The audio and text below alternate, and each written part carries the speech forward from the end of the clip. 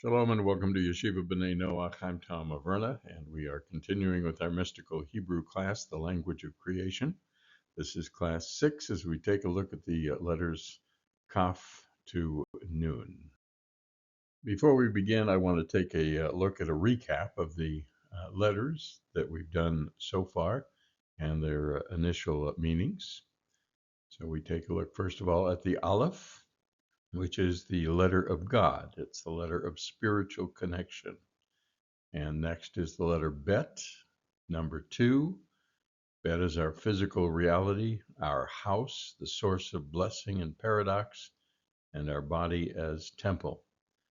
Gematria number 3, Gimel, the third letter in the Aleph-Bet, is our reason for leaving the house in order to give of ourselves, our money, our teaching. It is the action of the mitzvot.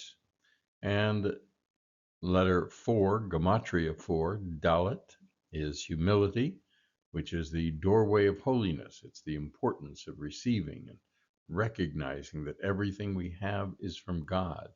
It is our constant introspection.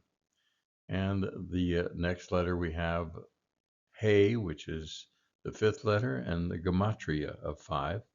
He is our divine breath. It's impossible to say the letter without breathing. It is the beginning of all speech, to create or to destroy. It is our inner soul and essence. It is the importance of living in the moment, always connected to God. So the spiritual connection, the physical reality, our mission and purpose, humility and holiness, and speech as well as presence. Next, we take a look at the Vav. It is that which connects us and joins us to God and to our fellow man.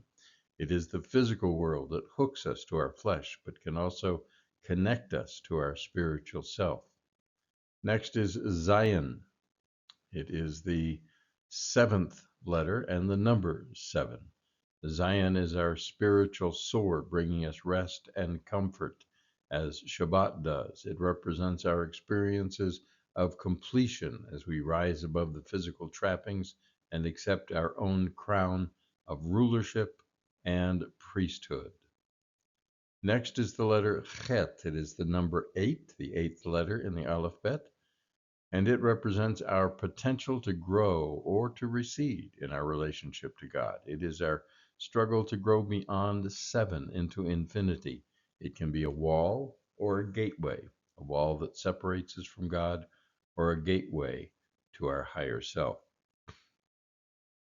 Next is the letter Tet, which is the 9th letter and has the Gematria of 9. Tet is the vessel that carries us to our higher nature, to a place of goodness and dedication, to service to God and to our fellow. It is the hidden revealed. It's our potential uncovered. And finally, the letter Yud, the 10th letter, the Gematria of 10. Yad is our return to God, to Aleph. It is the power of potential that is our destiny, our potential to rule, to save ourselves and our world. It's the power withdrawn and ready to explode as light to all areas of darkness. So as we now move past the energy of Yod, something interesting happens. For the first time, some letters will take on a final form, the Sophite, or final form. Tradition holds that these forms represent the end times, as the time of Mashiach. With the energy of the number 20, the world will take on the hope of redemption. Unfortunately, we'll not have the time to cover the final forms in this class, but know that they multiply the power of their regular forms many times with the power of Mashiach. And now we continue our journey with the next 4 letters, Kaf, Lamed, Mem, and Nun. 3 of these letters will have a Sophite form with 2 more to come. The 11th letter in the Aleph-Bet is the letter Kaf. And from here, we move into multiples of 10. This is from Yod's 10. This becomes the number 20 in Gematria. Again, the 11th letter, the number 20, and this is the first letter that will have a final form ending that's different called the Kaf Sofit.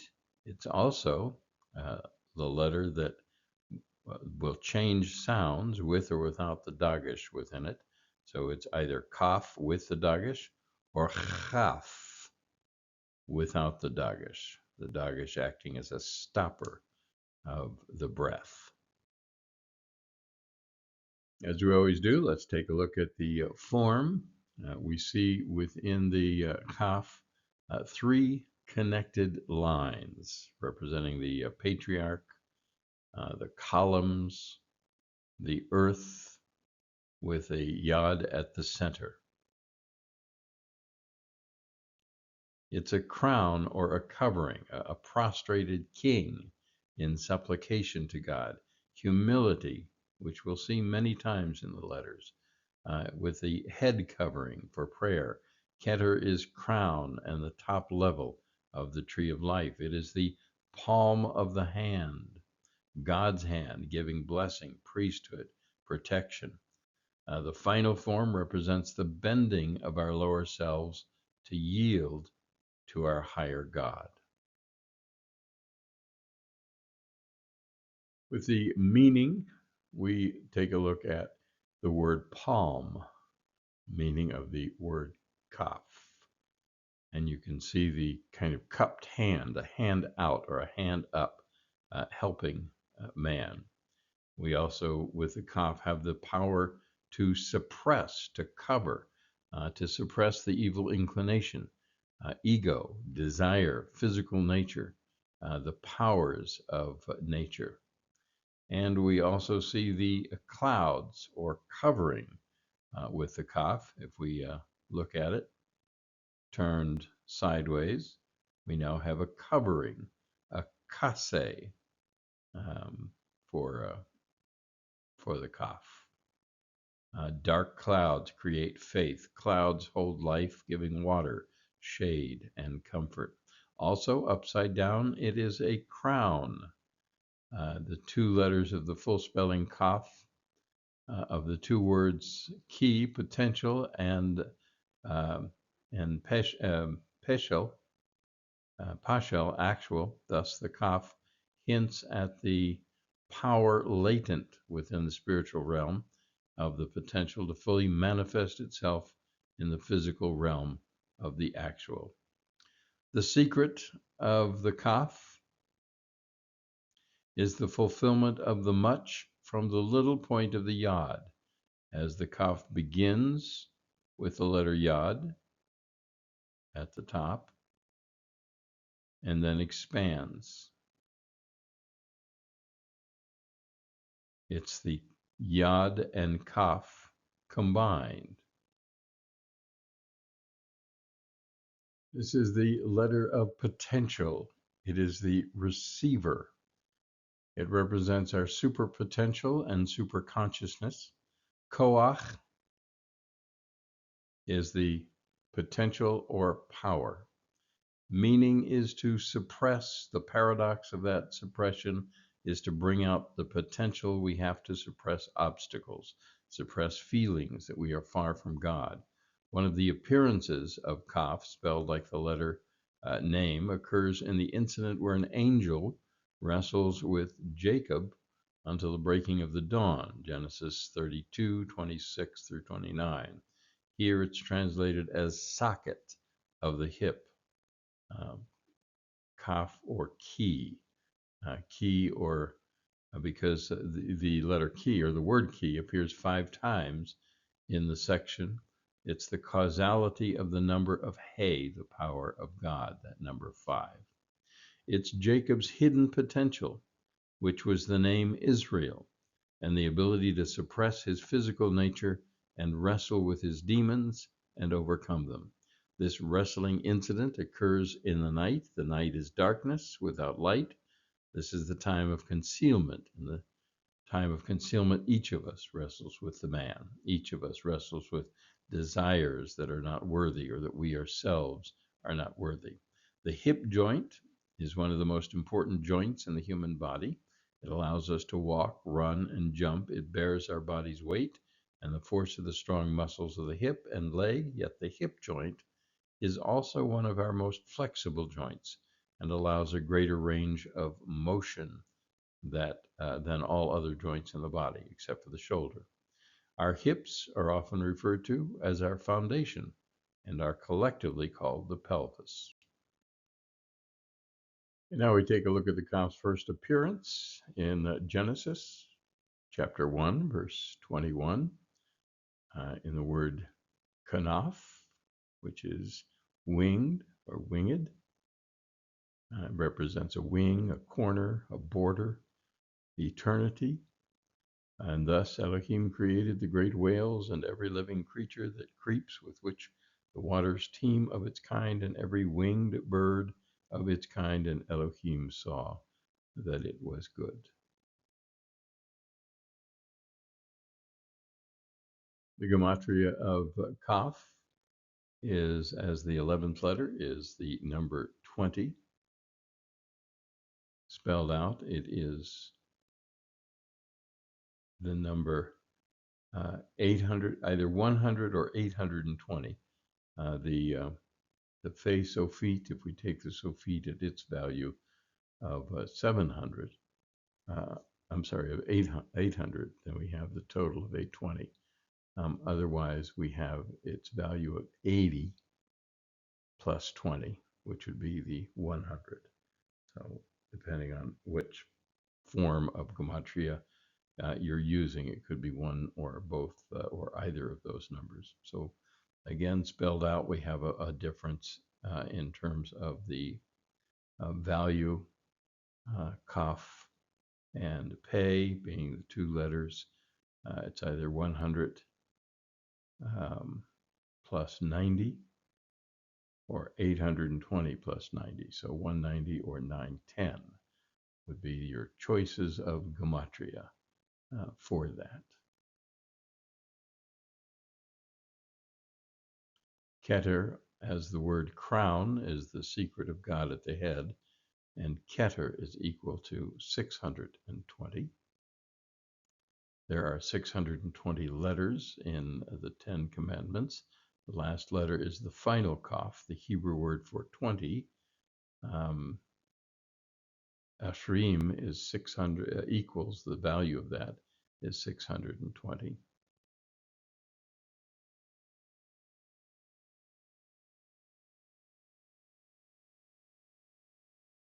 Twenty times, or 10, 20 is 10 times 2, which we learned earlier, the yud, that anything multiplied by 10 brings the fullness and completion of that thing. In relation to the commandments, Hillel taught that there are only two. 20 equals the Sukkot. Through the greenery, we see that God is above us, and close to us, the ceiling of the Sukkot, the Sukkah, can't be more than 20 feet high. Skak is the name of the roof, God's palm over us. Our meditation for the Kaf is to imagine God's energy above us and blessing us as a high priest, conferring the priesthood blessing upon us. The meditation for the letter Kaf.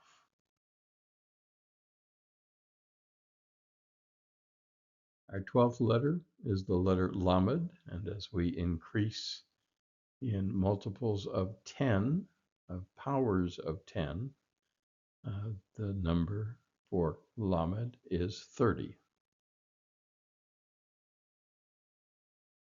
The design or form of the Lamed, very unique design among the letters. It's composed of a Kaf as well as a Vav, and it's topped with a Yud. And if we take the combined value of those letters, it gives us 36. The tallest of letters, it also represents nobility.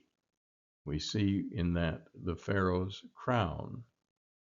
You can see the letter Lamed in the serpent on the top of the Pharaoh's crown. The idea that royalty is acquired with 30 prerogatives from Pirkei Avot. The shepherd's staff also is an aspect of the Lamed, which is used for guiding and directing the flock as well as support and in some cases protection or discipline. But discipline must be done with love. And as we take a look at the Lamed, doubled and mirrored, the image becomes that of the heart, representing again the love that we need to have when we are guiding or disciplining others as well as ourselves. The letter Lamed also demonstrates the highest calling a person can have. Again, being the tallest letter, the highest calling is to teach, to lomed. But learning must connect to the heart, lev.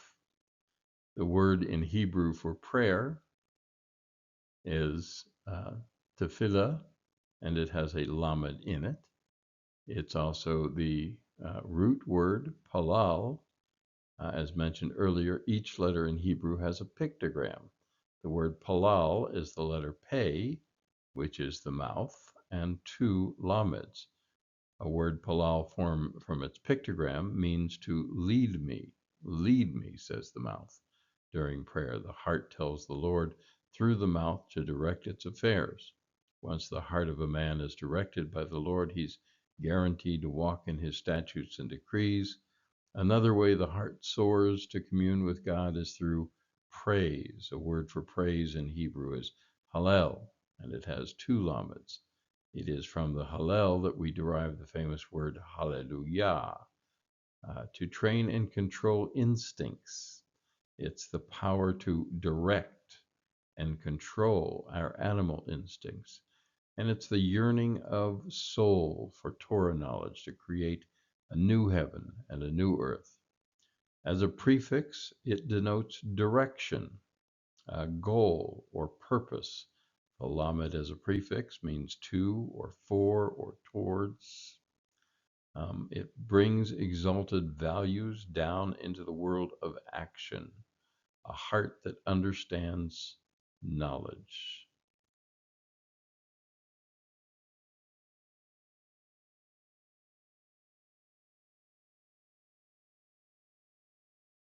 The first appearance in Genesis chapter 1, verse 18, is in the word Lila. Lila means night. Elohim called the light day, and darkness he called night. And it became evening, and it became morning of one day. So night. How does the word night help us to understand the meaning of Lamed? Night seems negative to us as Westerners, but remember that God chose to begin the day with the night. It is the night, in the night, that we sleep and are rejuvenated. Some teach that the purpose of sleep, which may not really be necessary for as long as we do it, but because God misses us so much out of love, he calls us home each night to talk with us. Night also is a covering, and just as God conceals himself to give us a chance to exist seemingly independent of him, so night conceals our sins and allows us to start fresh with each dawn. Dreams at night also give us direction and guidance. The Hebrew word lehastir means to conceal. The Gematria of Lamed, as we said, is the number 30, which broken down into its base form would be 3.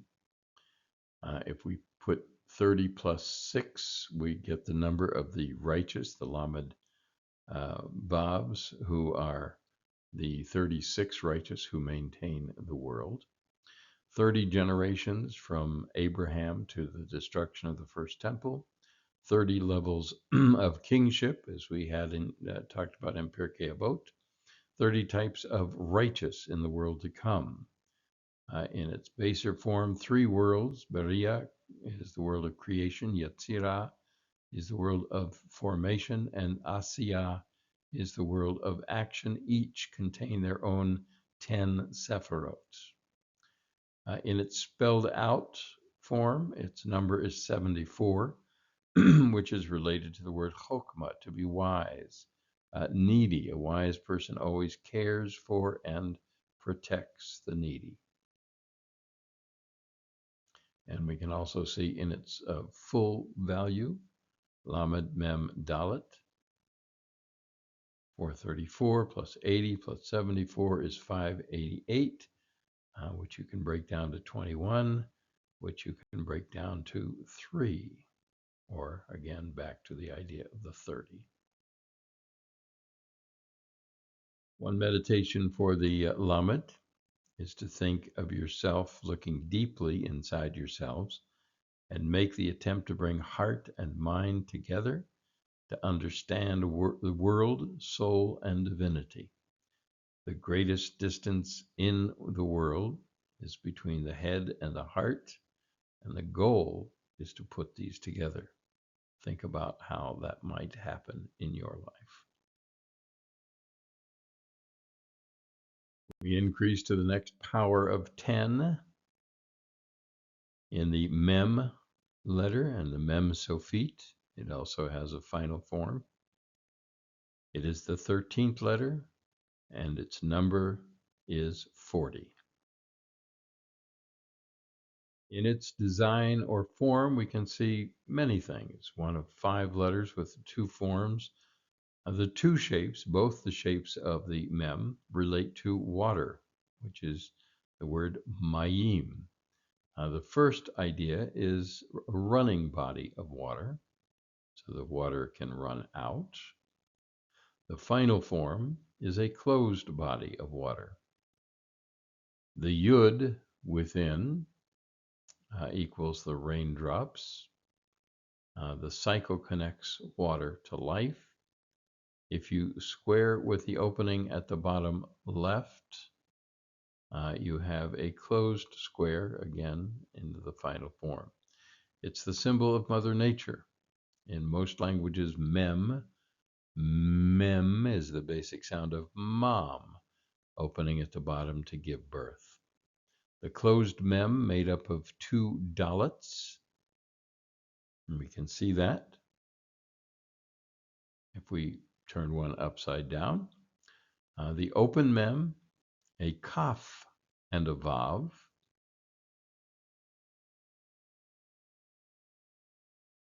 gives us those forms.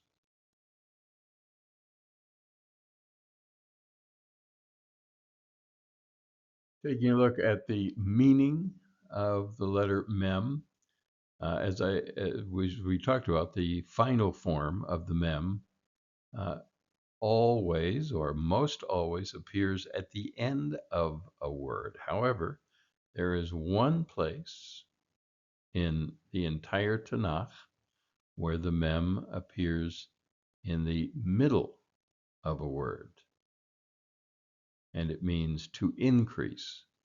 It's a reference to the Messiah from Isaiah chapter 9, verse 7. The power of the final mem in Messiah will be to increase his reign and peace flowing from it. Mem is the middle letter of 27 of a 27-letter alphabet, if we include the final forms, the 5 final forms. As such, it represents the central figure, who is, of course, Mashiach. Together with Nun that follows, becomes an acronym for the faithful king, Melech Naaman, the Messiah.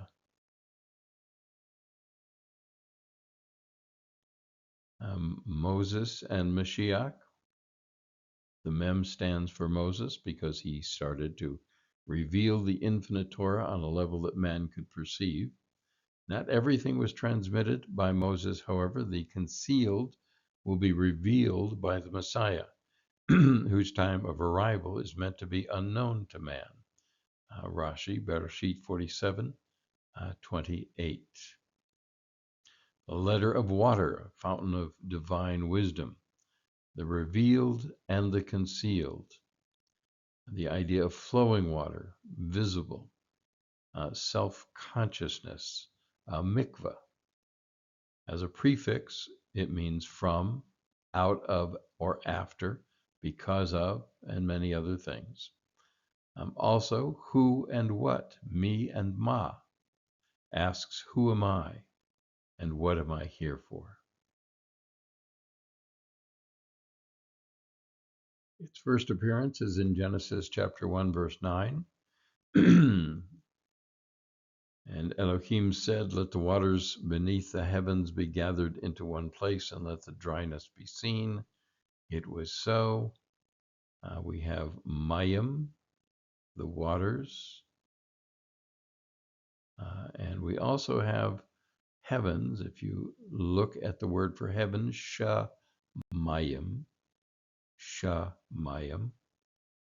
we see within the heavens themselves the word for water. The Gematria of the letter Mem as the 13th letter is the number 40. In its simple form, it can be 4. In its full form, it's 80, and in its fulfilled form, it is 160, or if we take the Sophite value of the Mem, we can get 600 from that.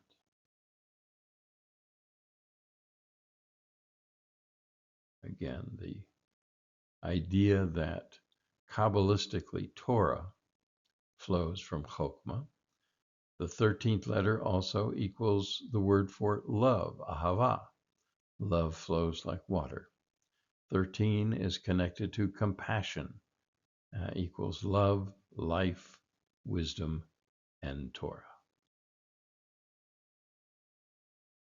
The number 40 also represents Torah, the time Moses spent getting the Torah. Many cycles in the Torah equals 40. Moses has 3 cycles of 40 years, 40 years in the desert, 40 days of the flood, 40 seahs times 1.66 gallons equals the minimum amount of water for a mikvah. The 40 represents the desert wandering for 40 years. The approximately 40 weeks of pregnancy. The generations from Moses to the completion of the Talmud was 40. Periods of a tzaddik's life, again, that 40 times 3, equaling 120. The span of time for ripening, embryo to fetus, increases the energy of the Dalet by 10, bringing physical existence closer to completion and perfection. Often this is done through teshuvah. It's also the letter of plurality, turning the one into the many. Taking a look at our meditation for the letter Mem, envision a body of water. Feel it encompassing and connecting us to the wisdom of Torah and of God. The idea of water surrounding us and flowing through us. And that's the Mem. Our next letter is the 14th letter of the Aleph-Beis, the letter Nun, and its number, again increasing by 10, is 50. It also has the final form of the Nun Sophite. Looking at its design or form, once again, we have the idea of being bent over and elongated. Both represent the faithful servant. The elongated, of course, the final form, bent over in its initial form. The first is humility. Moses is the most humble, person related to the letter Nun, connected to Dalet. The example of leadership is to be a servant, the bent over servant. The unbounded servant is the final Nun, the final humility, power in action, power under control, I should say. The final Nun attached to a word expresses the difference between an occasional and a habitual quality. The final Nun denotes a trait that has become its possessor's second nature. In Hebrew, Nachash is the snake as illustrated in its original paleo form.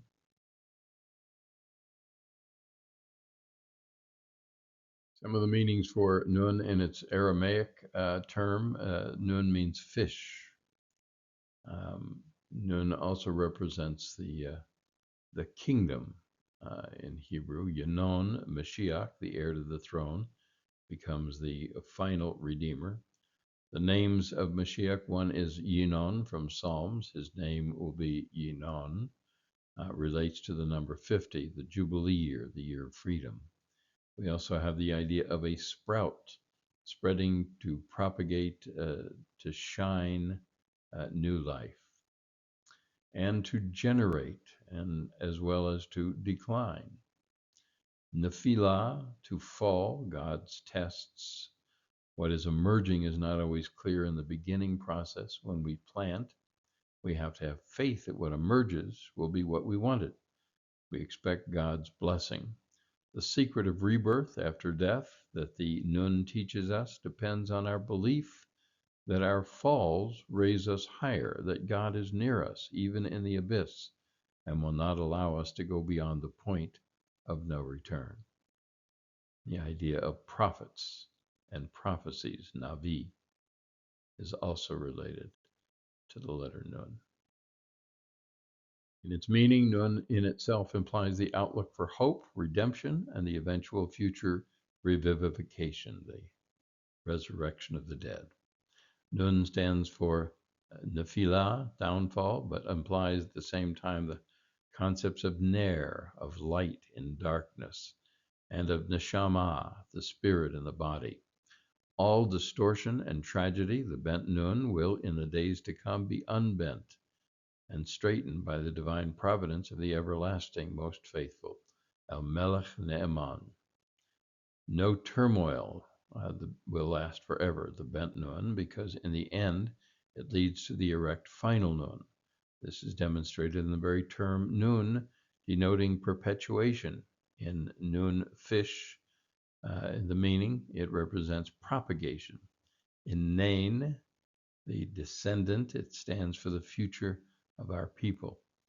The Somech Nephilim, who supports the fallen, and that would be Hashem. Once again, our first appearance comes from Genesis. And God said, Elohim said, let the waters teem with swarms of living creatures, nephesh, and let birds fly above the earth in the open canopy of the heaven. The idea of nephesh, of living, of life. In its Gematria, the number of Nun is the number 50. If we take the Sophit as a separate value, that would be the number 700. Spelled out, Nun, just using its regular values, is 106. And in fulfillment, it is 224. 224. On the fifth day, the fish were created. There are 50 cycles of Jubilee years, 50 references to Exodus in the Torah, 50 days of counting the Omer, 50 minus 1, 50 gates of wisdom, 50 days of repentance, the first of Elul to Hoshana Rabbah, 50 letters in the names of the 10 tribes. So we see the number 50 many times in Torah and Tanakh. Our meditation for the Nun is it connects us to our inner sense of humility, and yet we feel the power and strength to be a leader, to receive upon oneself the opportunity to serve God, and to know that He is our source, the source of our strength. The Nun and the Nun Sofit, as we meditate on its design, its meaning, and its number.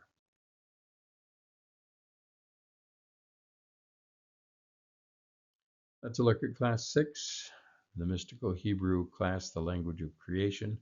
Our next class, Class 7, we'll take a look at Samech to Tzadi. So thanks for joining me. I hope we'll see you again. For Yeshiva B'nai Noach, I'm Tom Averna. Shalom.